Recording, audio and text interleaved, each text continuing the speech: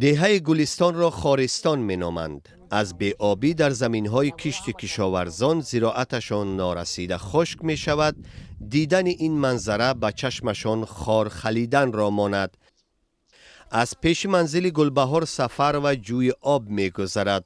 5 سال شد با وجود تلاش‌های پی در پی از آن بهره نبردند.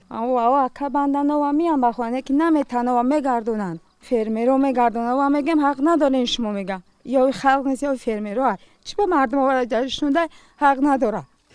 گاهی همین خانواده برای نجات حاصل خود از راه دور آب میکشند، اما آن تا زمین نمیرسد. گلبهار سفر و میگوید دادخواهیش از اداره های دولتی بی نتیجه بوده است. من میرم با چی رئیس شورا میدارم ای ترسر که میترسن چیکار کنن؟ چابمون میگیرن یک سال دشمنگری میکنن. اینم جا آمدم اینا جنگ هم دعوا کم که چاب گرفتن و نمیتونم.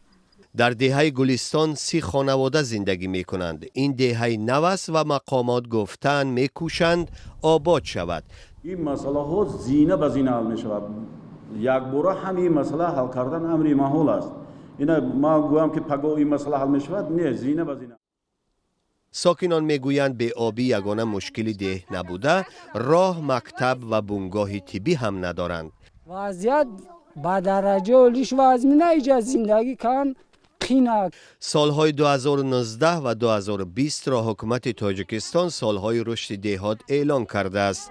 ساکنان میگویند در گمان است به احوالی که دارند دههشان به رشد برسد، چون که چندین بار است حکومت وعده حل مشکلشان را داده و فراموش کرده است. اینجا هیچ زندگی کنش نیست.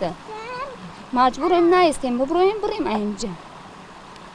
با وجود آنها امید دارند فریادشان از مرز ناحیه فراتر می رود و خارستانشان گلستان می شود.